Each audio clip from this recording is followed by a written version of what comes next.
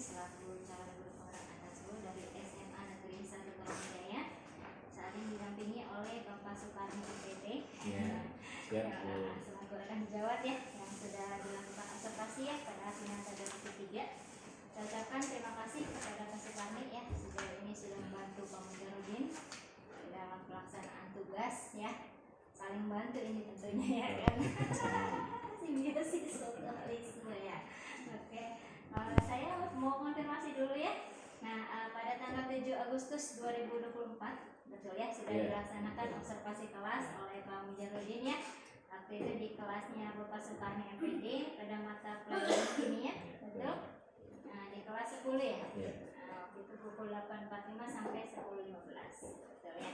Nah, tentunya sebelum dilaksanakan observasi sudah dilaksanakan sebelumnya percakapan pra-observasinya di hari yang sama. Ya, di hari yang sama ya? Oke, di hari yang sama. Jadi sebelum pelaksanaan observasi sudah dilaksanakan pra-observasi. Nah, untuk pasca observasi sebelum dilaksanakan sama sekali? Belum. Oke, baru hari ini ya. Oke, siap, tidak masalah ya. Jadi nanti saya berikan waktu kepada Bapak berdua ya untuk melakukan percakapan pasca observasi. Di sini waktunya lumayan lama ya, 70 menit ya. Nanti fleksibel saja ya. Nah, di dalam perjalanan percakapan diskusinya nanti silakan mengalir saja ya. Berikan yang terbaik nih untuk keterampilan coaching yang sudah Pak Mujarudin dapatkan di modul-modul yang sudah dipelajari gitu ya. Nah, di sepanjang berjalannya diskusi nanti mungkin saya memberikan penilaian gitu ya, bagaimana keterampilan coaching yang disajikan oleh Pak Mujarudin bersama Pak Soekarno. Sudah siap? Insya Allah siap ya. Oke, baik ya. Bismillahirrahmanirrahim ya. Waktu dan tempat saya persilakan. Baik, assalamualaikum Pak Mujarudin. Waalaikumsalam warahmatullahi wabarakatuh. Salam dulu. Mana kabarnya Pak? Sehat? Alhamdulillah sehat. Jadi mohon maaf nih mengganggu waktunya kemudian ya. Lagi free kayaknya? Ya, kebetulan lagi apa nih, belum ada kerjaan yang mendesak nih Pak, lagi baca-baca aja ini. Ya, ada apa? Ya ini menyambung observasi yang kemarin ya. Oh iya, yang kemarin. Nah, kita kan sudah melaksanakan observasi di kelas, kamu juga sebagai observer ya. Siap, siap. Saya di observasi, kan? Iya. Ada beberapa hal ini ya yang perlu lah mungkin saya untuk sampaikan Pak Mujar ini ya.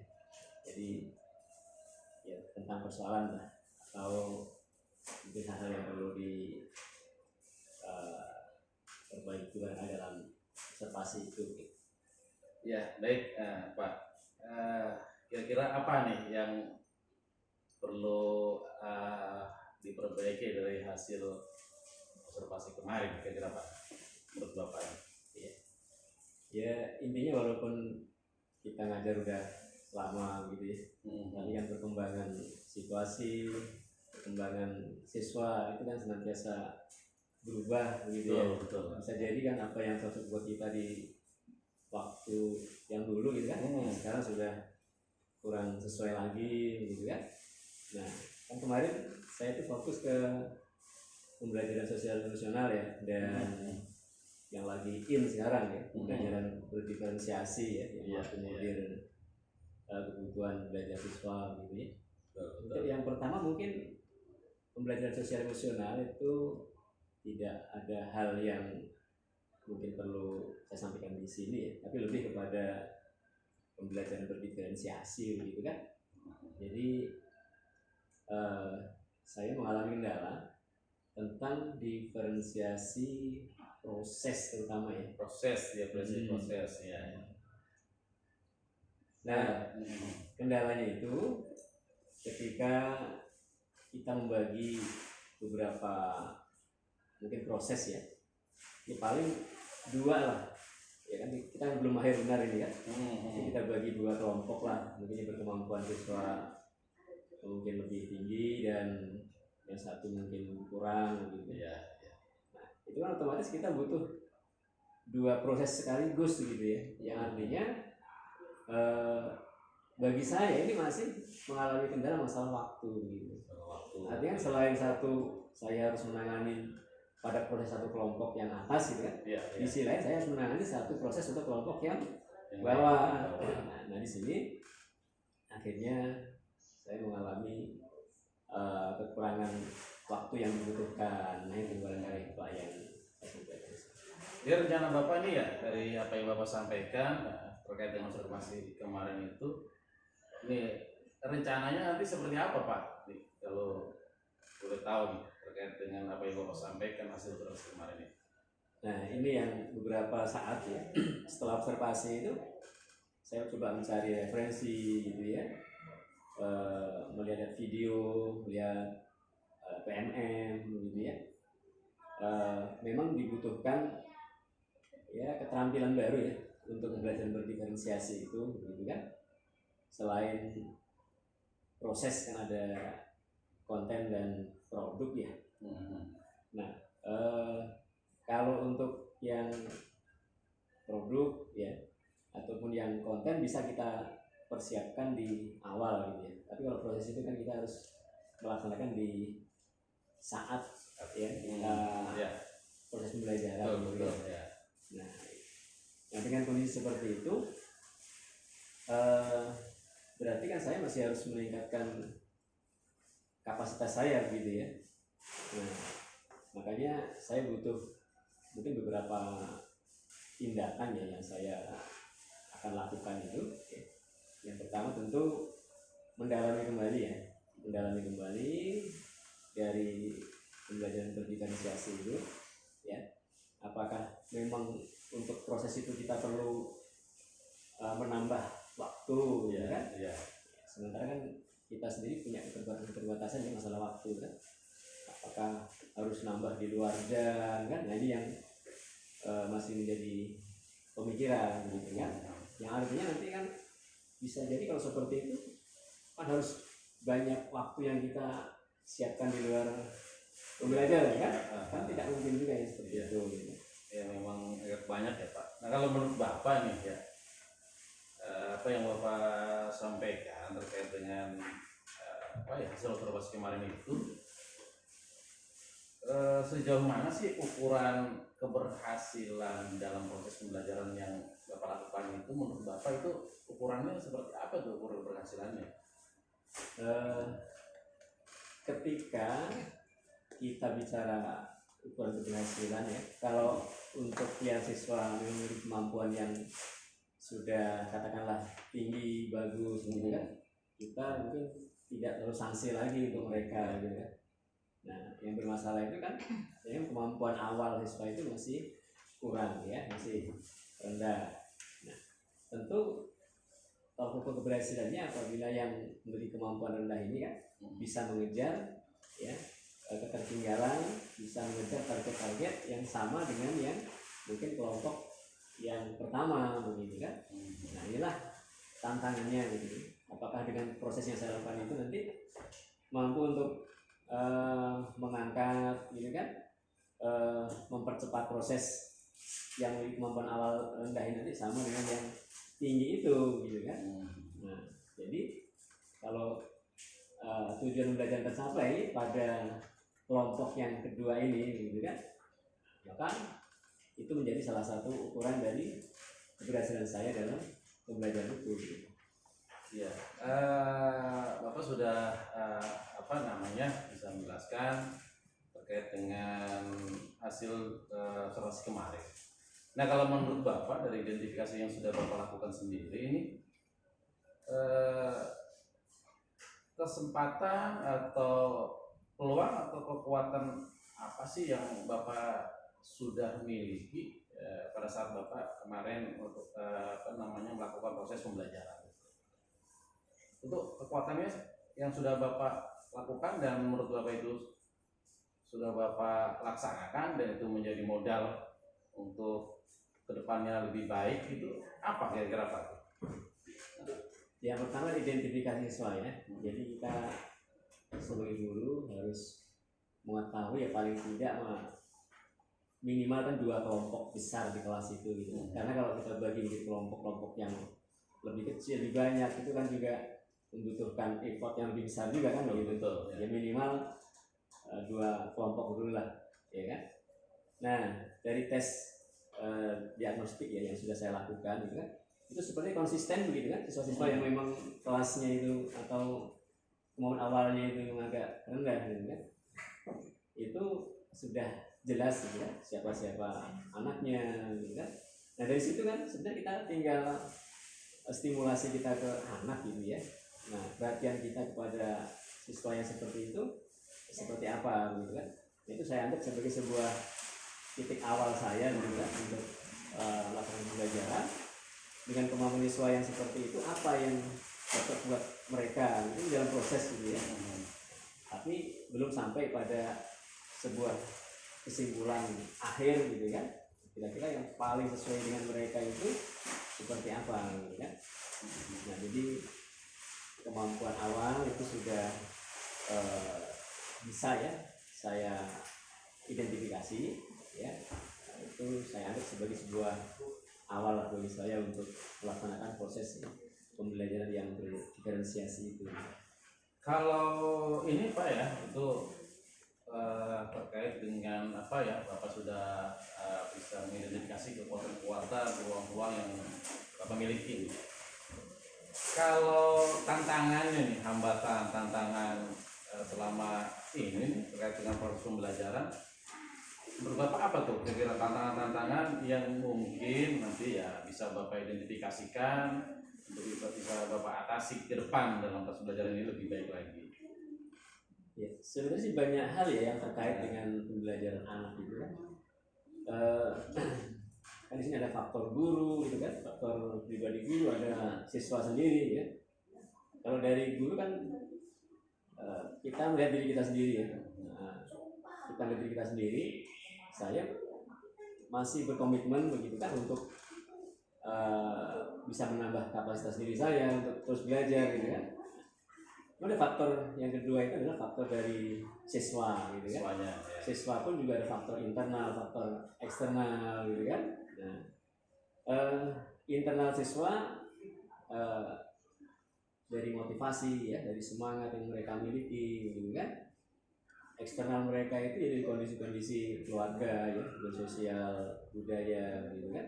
Nah tantangannya kalau dari diri kita itu ya mungkin lebih cepat kita untuk bisa mengidentifikasi, kita bisa meningkatkan kemampuan diri ya. Nah yang dari siswa ini ya saya sedang berusaha untuk menggali ya sebenarnya siswa-siswa yang ada sebagian yang kita anggap butuh perhatian yang lebih besar itu gitu kan. Ini sebenarnya mereka itu mengalami kendala apa gitu kan.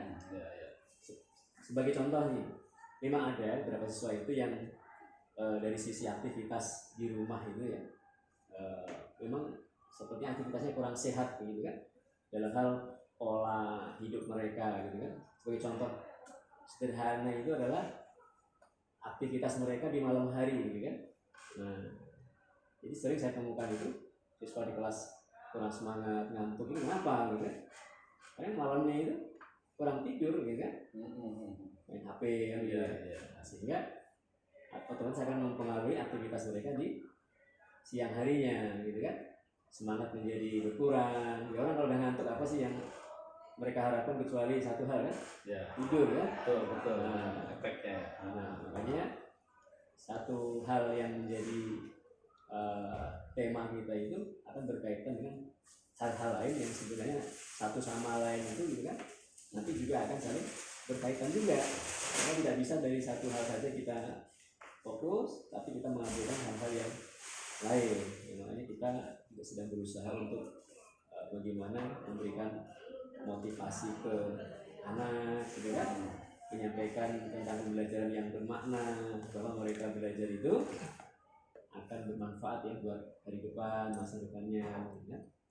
Walaupun sampai sekarang ya kita juga belum mampu sepenuhnya untuk memberikan mereka itu motivasi yang akhirnya bisa menuntun mereka itu gitu kan sampai yang kita harapkan.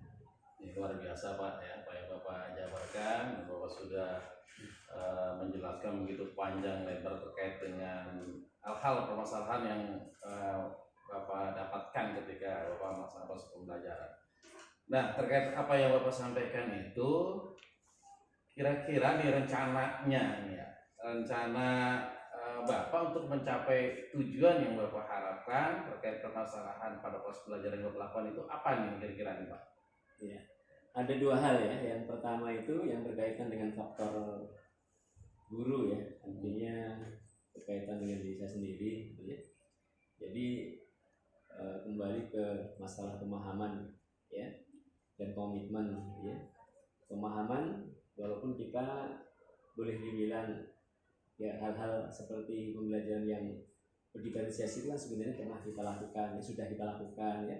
Hanya mungkin masalah penekanan gitu ya, dan hal-hal baru apa yang sekarang berkembang, itu yang perlu saya lebih dalami lagi ya. Saya perlu harus lebih intensif lagi untuk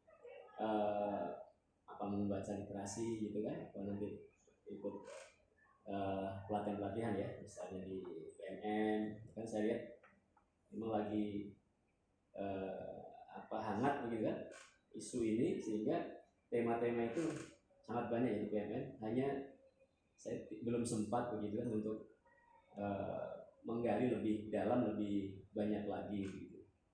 Nah itu yang pertama ya. Kemudian yang kedua ini yang akan saya lakukan adalah yang berkaitan dengan siswa gitu ya. Ini berkaitan juga dengan pihak-pihak lain gitu ya. Dan kaitannya ada wali kelas ya kan, kemudian ada orang tua siswa ya. Nah, jadi yang berkaitan dengan wali kelas ya, saya harus komunikasi ya dengan wali kelas. Kalau ada hal-hal yang saya temukan ya berkaitan dengan kondisi anak seperti itu, ya barangkali wali kelas nanti lebih paham ya kondisi anak ya, sehingga saya nanti bisa dapat informasi. Yang kedua berkaitan dengan orang tua siswa ya kan.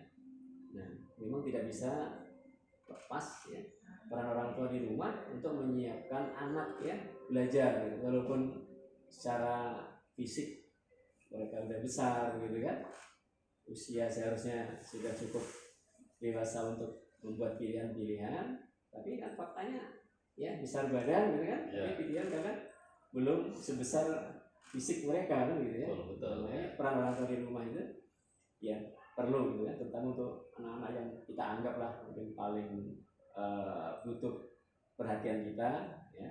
Maka orang tua di rumah juga butuh turut serta untuk memperhatikan anaknya gitu. Baik Pak, Bapak sudah bisa memahami nih, bahkan Bapak sudah bisa orang-orang yang dapat sekiranya membantu Bapak di dalam hal mewujudkan perbaikan terkait dengan proses-proses pembelajaran yang telah Bapak lakukan tadi. Bapak sudah sampaikan ada orang tua, ada guru, sejawat, praktik baik dari apa yang Bapak sudah sampaikan. Nah kira-kira nih ya Pak, rencana yang sudah Bapak lakukan ini ya, kapan ini kira-kira Bapak rencananya ini ingin Bapak wujudkan ke depan? Ya proses pembelajaran itu kan terus berjalan gitu kan, dan kita tidak bisa menunggu terlalu lama juga ya. Kita butuh proses itu berjalan dengan cepat ya. Untung-untung nanti anak-anak bisa berubah dalam jangka waktu yang tidak lama ya. Makanya pada yang berkaitan dengan diri saya gitu kan, ya tentu dalam jangka waktu 1 minggu 2 minggu ini ya saya sudah harus mulai memperdalam lagi itu ya. Kemudian yang berkaitan dengan anak-anak, yaitu pada pertemuan yang akan datang pun itu akan saya lakukan gitu kan. Secepatnya saya akan bertemu dengan wali kelas ya, kemudian ada beberapa list ya dari siswa yang memang mungkin sangat butuh perhatian. Nah ini yang akan segera saya bisa menghubungi wali kelas ya atau orang tua gitu ya, dari waktu 1 minggu 2 minggu ini saya akan lakukan. Kayaknya Bapak sudah memahami begitu dalam ya tentang rencana Bapak, dan dalam jangka tidak terlalu lama ke depannya Bapak akan melaksanakan implementasi dari evaluasi dari terkait dengan pembelajaran yang sudah Bapak lakukan kemarin ya, pada saat observasi. Terakhir Pak ini ya, Bapak kira-kira nih ya tindak lanjut dari pertemuan kita ini ya yang Bapak inginkan ini apa kira-kira ini ya, dari hasil observasi kemarin kita ngobrol hari ini, apa sih sebenarnya yang ingin Bapak berikan komitmen terkait dengan pertemuan kita dan dari hasil proses pembelajaran kemarin? Ya betul Pak.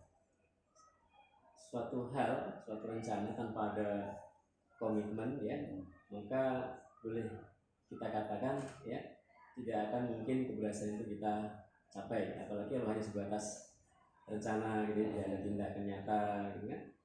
Makanya kalau kita komitmen dengan tugas kita juga ya, kita juga harus komitmen dengan rencana-rencana kita, begitu rencana saya ya. Ya sebagaimana saya sampaikan, seminggu ya paling lama 2 minggu gitu kan, saya harus melakukan apa yang saya rencanakan ini ya. Kemudian yang kedua berkaitan dengan proses kita ini ya, saya masih berharap kita bisa diskusi lagi nanti ya dengan Pak Mujar gitu kan. Siap Pak, siap. Artinya Siap. ini bukan terakhir kali ya, karena siap. proses untuk anak-anak kita itu kan pasti panjang ya. Bisa jadi nanti ada hal-hal yang lain gitu kan. Dan Pak Mujar sebagai ya guru senior mungkin yang banyak pengalamannya ya, saya bisa mengambil ya pelajaran-pelajaran apa yang pernah Pak Mujar lakukan dulu di dalam rangka untuk memperbaiki proses yang sedang saya lakukan itu. Barangkali itu. Bapak terlalu apa namanya memuji, Bapak sudah memahami. Saya berharap lah Bapak bisa melaksanakan rencana Bapak ini dengan baik. Ya, tentu kalau Bapak rencananya nanti ke depan sudah lebih baik sesuai dengan rencana Bapak ya, harapannya tentu saya juga nanti akan belajar juga ini. Ya. Oke Pak, sekira demikian Pak ya. Ada barangkali yang ingin Bapak konsultasikan terkait dengan hasil observasi kemarin ini, barangkali ada lagi Pak? Ya itu aja. Suatu saat nanti ketika kita ada saya gitu ya, menemukan hal-hal yang baru gitu ya, tetap meminta kesediaan ya Pak Mujarudin ya untuk saya mengganggu waktu. Siap. Barangkali seperti itu ya. Sukses Pak. Saya doain Bapak sukses nih ya. Hasil evaluasinya yang sudah Bapak lakukan dan ke depan lebih baik lagi dan rencananya sesuai dengan harapan Bapak untuk terwujud. Ya. Kasih ya Pak sudah hadir ya. Ya. Justru saya terima kasih sudah mengganggu waktunya. Ya, Bapak terganggu. Mudah-mudahan ke depan kita bisa ketemu lagi di diskusi. Sama-sama kita semoga berhasil. Siap. Terima kasih Pak. Ya.